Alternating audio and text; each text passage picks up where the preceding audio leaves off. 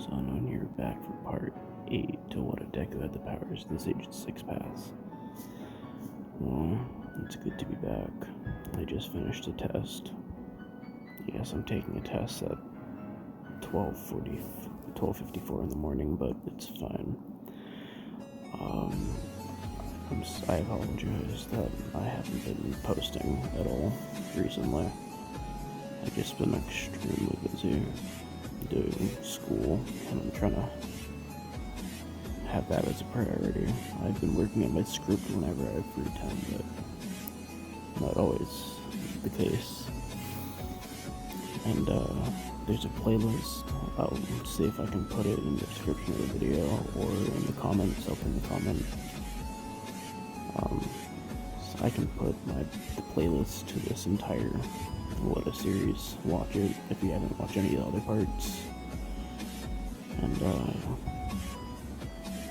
oh yeah, I have a few things to say at the end of the video, so stay until then so you can understand why. Yeah, so anyway, the part we last left up on. Sorry, I haven't done this in a while.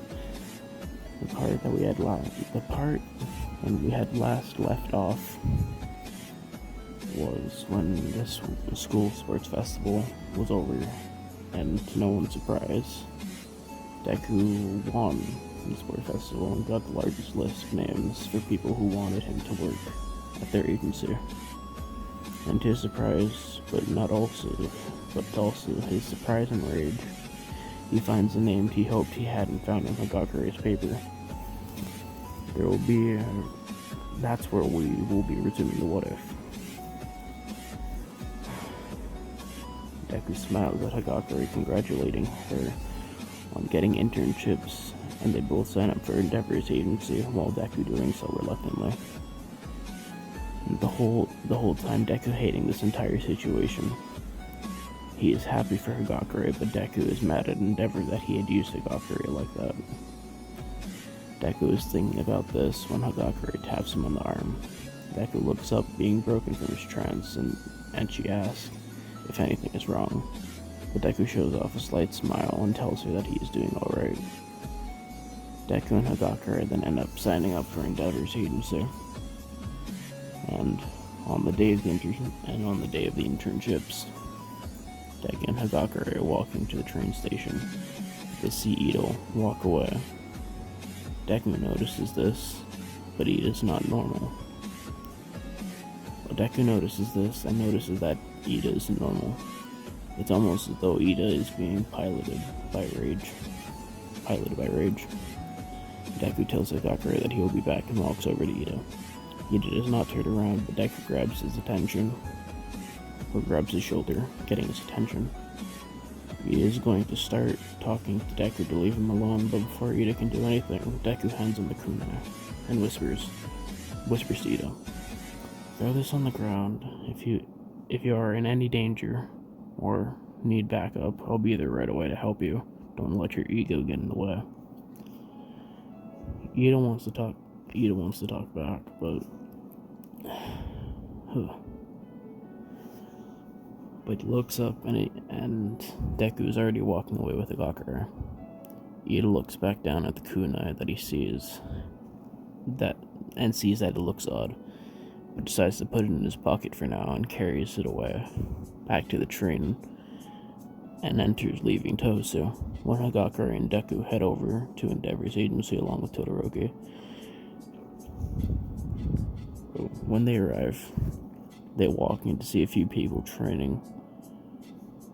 The people in the room stop as Todoroki walks in through the door and welcome the group as they sit down. But soon they resume their training, and Endeavor walks out to see Deku and Todoroki sparring. Endeavor stays quiet and not wanting to interrupt, wanting for Todoroki to use his fire more often, but Deku pins Todoroki instantly upon seeing Endeavor, which upsets Endeavor slightly.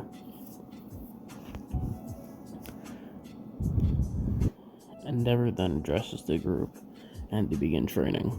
But before they can, Deku pulls Endeavor over to the side and whispers in his ear in a threatening term,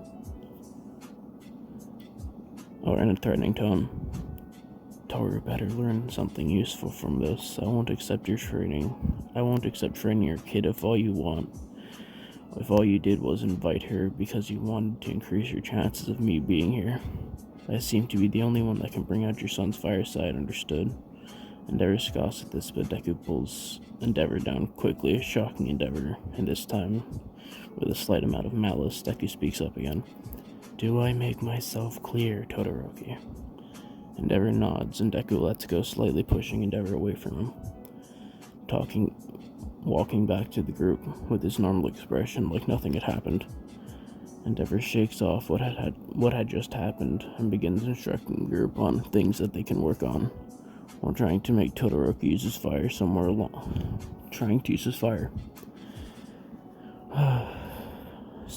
the line. Deku begins using fire to see different techniques and try them out himself, and trains with both Todoroki and Hagakure, watching them both, teaching them techniques and ways of fighting, and in turn Endeavor is upset seeing as though Deku is teaching Todoroki more ice techniques than fire, along with the fact they are listening to Deku more than Endeavor. So, to assert dominance, Endeavor challenges Deku to a spar. Deku, not caring about this interaction, goes back to helping the group, but Endeavor, not letting up, speaks up again. I don't know what I expected. Of course you wouldn't accept. You're only a weak student that came to my internship.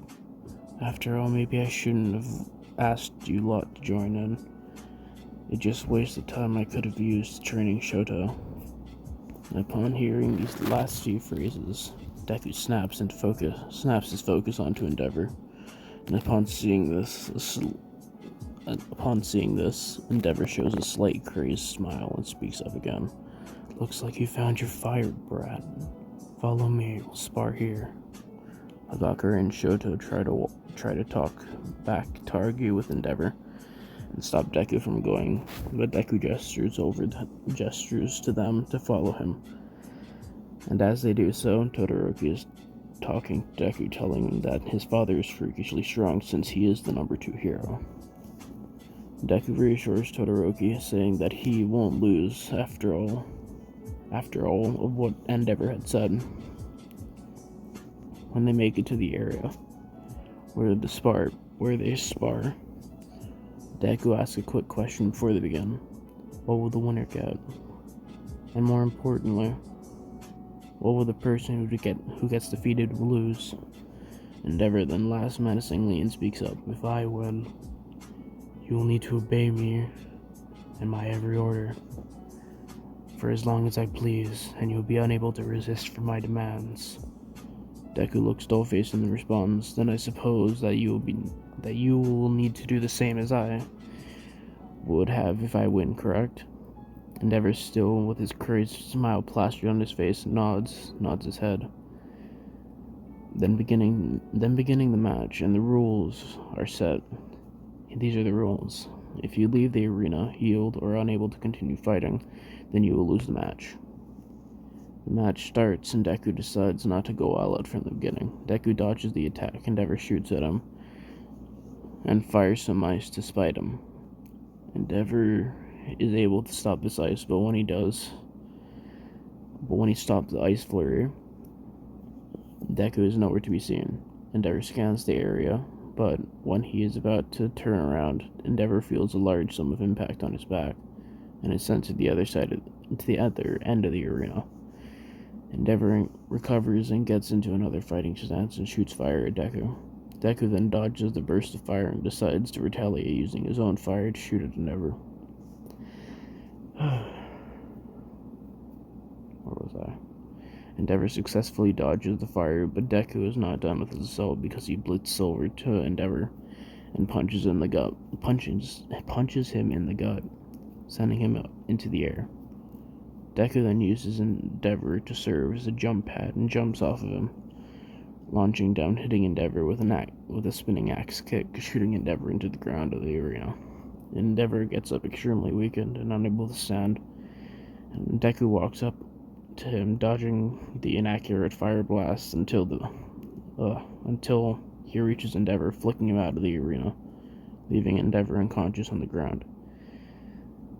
Deku treats Endeavor's wounds so that there's no permanent damage, and goes back to training the pair. With the two of them holding shock grins plastered on their face the entire time. Where was I?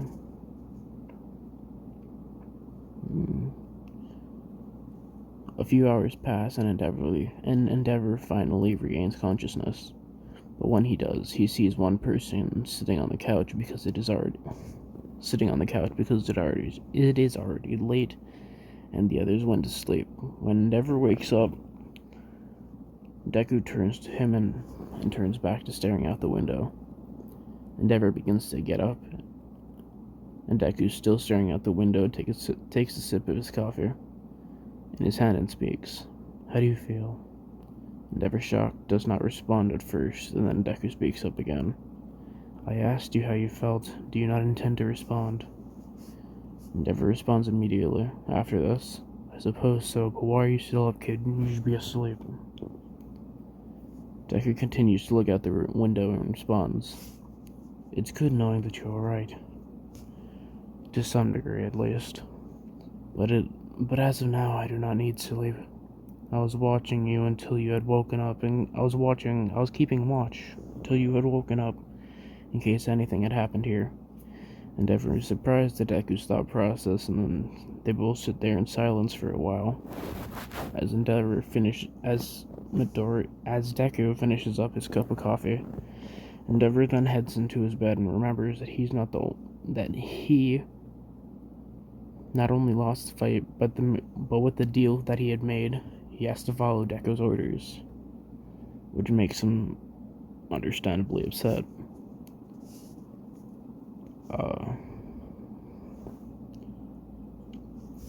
Great, I lost my place again. Wow, this is really what happens if I don't record for a while.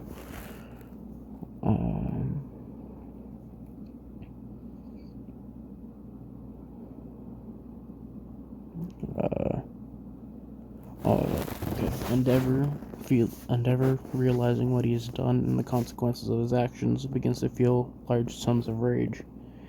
Deku knows this is coming, and then that he will likely feel a backlash later, and decides it would be the best if he had to sleep. They all wake up the next day and resume training, with everyone listening to what Deku has to say, and surprisingly so does Endeavor, because of the deal he had made. Though him agreeing is reluctant, he does so regardless. Days pass until Endeavor advises to Deku that they need to take patrol.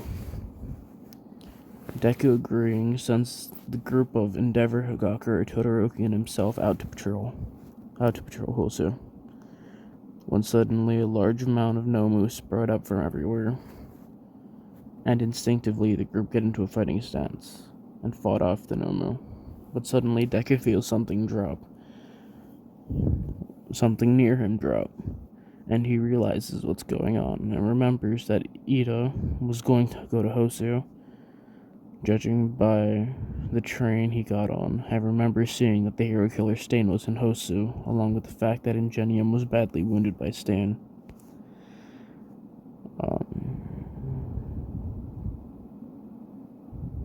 Ingenium was badly, or nearly fatally, wounded by Stain, and it all begins to make sense, falling into pieces like a puzzle. Deku then tells Higakura that he will be gone for a bit, and before Higakura can ask anything, Deku makes clones and teleports. Deku makes a few clones to protect the area and the group, and teleports to the kunai, picking it up and blocking a sword that was aimed at Ida. Stain jumps back, wanting to assess the new fighter, and Deku uses this opportunity to make clones to carry both the hero, I think its name was Native, I forget, It's been a while since I've watched My Hero.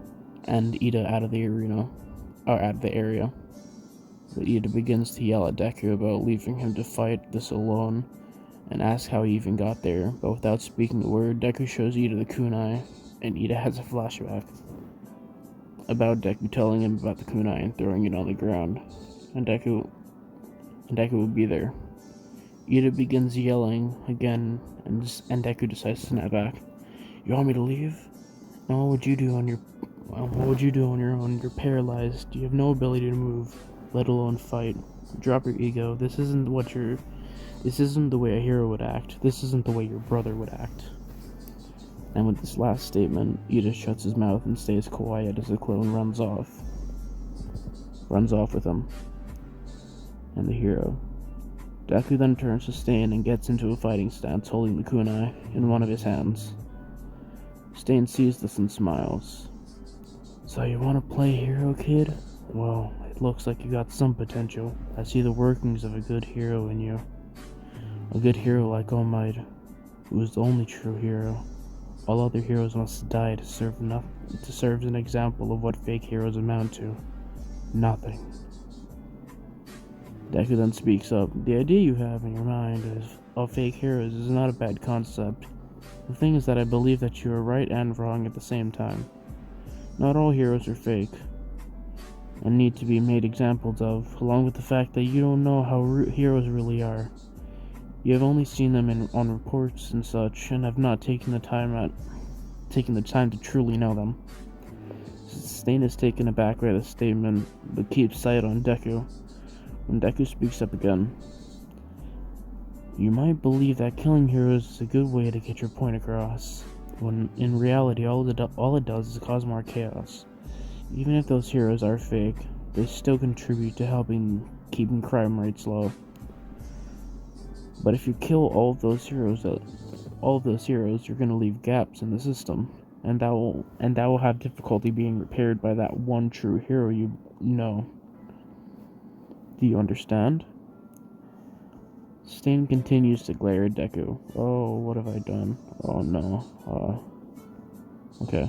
Stain continues to glare at Deku, not wanting to alter his ideas despite knowing the kid is right. Deku sees this but has a bit of steam to blow off from being in Endeavor's presence for so long. So without hesitation, Deku charges at Stain at breakneck speeds. But Stain is just barely able to dodge the blow. And without rest, Deku continues his onslaught, pushing Stain to his limits. Out of instinct, Stain jumps back to gain distance, but Deku throws the kunai in his hand, and when Stain dodges, Deku disappears from sight, and before Stain can react, Deku punches Stain in the back, sending him flying. But to make sure the job is done, Deku shouts Bancho Tenin and pulls Stain to him. But when he does, Deku lifts up his leg and drops it against Stain's face when he comes close enough, sending him down to the ground.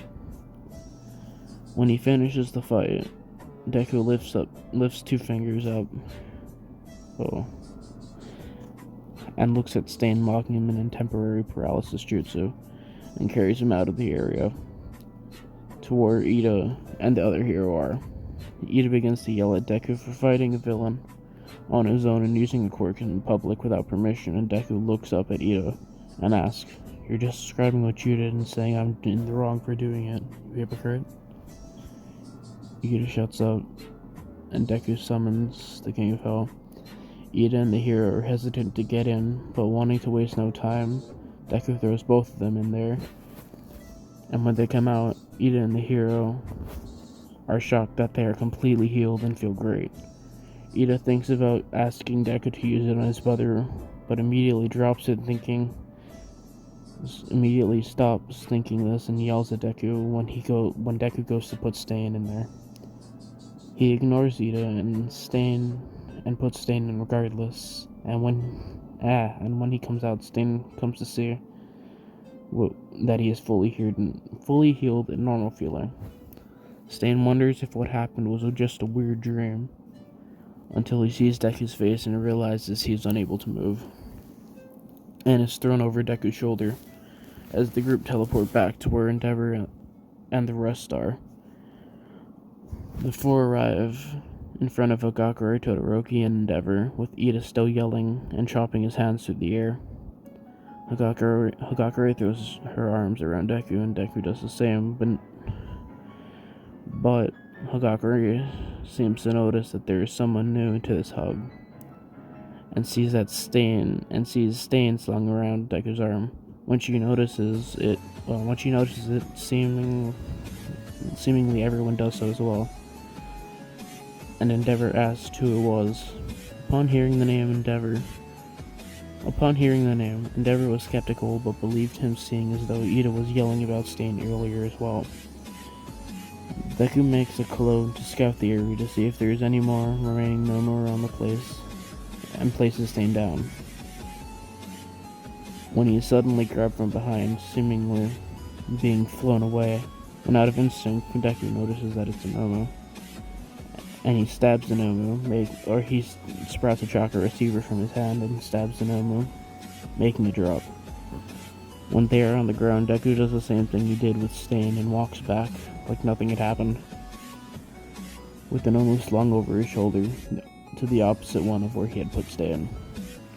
Still being unable to move, Stain and the Nomu are useless and need to wait until the police arrive. While they are slung on Deku's shoulder, the group talk, and Endeavor keeps talking about how Deku was in the wrong, because not only did he go after them alone, but he also used his quirk in public without permission. Deku then speaks up. "So tell me, Endeavor, you believe what I did was wrong, correct?" Endeavor nods his head, and Deku continues, "Are you telling me that you would rather me not save someone when I am able to, and when I know they are in danger? Are you telling me that you would not use all your ability to help someone you truly care about? Actually, never mind, I suppose the last one doesn't apply to you, seeing as though you only care about yourself." Endeavor stops talking, and so does the rest of the group, other than a slight snicker from Hagakure and Todoroki. The police soon show up, and they place Nomu and Stain in the police car.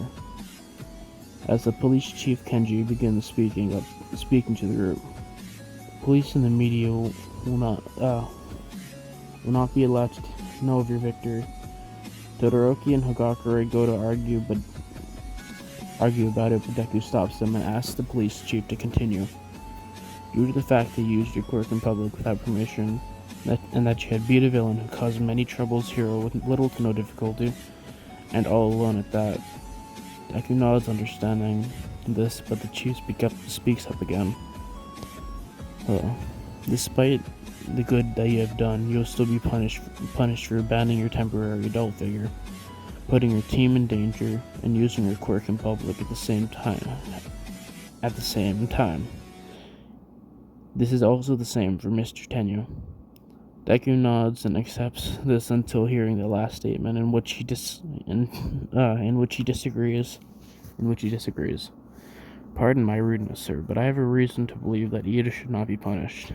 He might have been there, but he took no part in the battle when I had stopped Stain from killing him, and I had engaged into the fight using my quirk, so I will take the responsibility of his and any other punishments on myself." Ida looks shocked about Deku's words, and so does the police chief. The chief thinks her a bit and speaks up. "Alright, then I suppose that the punishment will be that you are unable to engage in any outside combat and patrolling for experience for the remainder of the internship, unless requested upon by your superior. Or unless requested and required upon by your superior." Deku is accepting of this little condition and nods his head, agreeing with the officer. The police chief and the group part ways as they head back to the agency. The pair of Todoroki and Hagakure are still upset that Deku is being punished despite what he did, but Deku clarified that he was in fact in the wrong by the law. For the remainder of the internship goes the same as it had been before, but Deku does not go out and patrol with the group. Some time passes, and the internships finish, leaving the three with more experience than they had before. A few days later, Deku comes back to school with Hagakure in close, following as they walk into the door. And sit down after the break. After the break is given from the internships and the stand attack, a large number of people beginning asking how their internships went.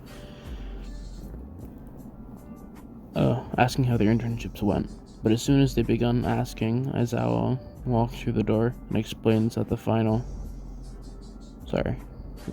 exams are coming up, and that there will be, and that they will, final exams are coming up, and they need to be prepared. That's where we will be leaving off for today. Again, I am sorry that I haven't posted in quite some time, but as you know, I have been busy with a lot since my school takes priority, and I am unable to post as much as I would like to. Regardless, I'll upload a video as soon as possible. And like how I said in the beginning of the video, I had something to talk about. The 100 sub special is coming up. Surprisingly, didn't think I'd get this far. Gotta thank you guys for the support. But I have a few ideas for the 100 sub special. But I need you guys to comment down below to see which of these would pique you guys' interest the most. I have one of what if Deku had his Zanpakuto. Hold on, let me pull up the page. I have a few, that's why. Okay. What if Deku had his Zanpakuto? What if Deku was framed? What if Deku had John's ability from Unordinary? What if Deku had Hockey? And what if Deku had Alchemy? I also have a few, but that's not going to be a part of the 100 sub special. So pick any of those that I had previously said, and then I'll try to work on that one as soon as I finish up this part, or as soon as I finish up this what if, because I'm going to go up until season 4, until season 5 is completely done, and then I'll go over season 5 with this what if. That's how I'm going to run it. I'm going to go for each season that comes out. I'm going to wait until the full season comes out before I start making what ifs of it, just so I can have a little bit of a break, because reasons. With that being said, see ya.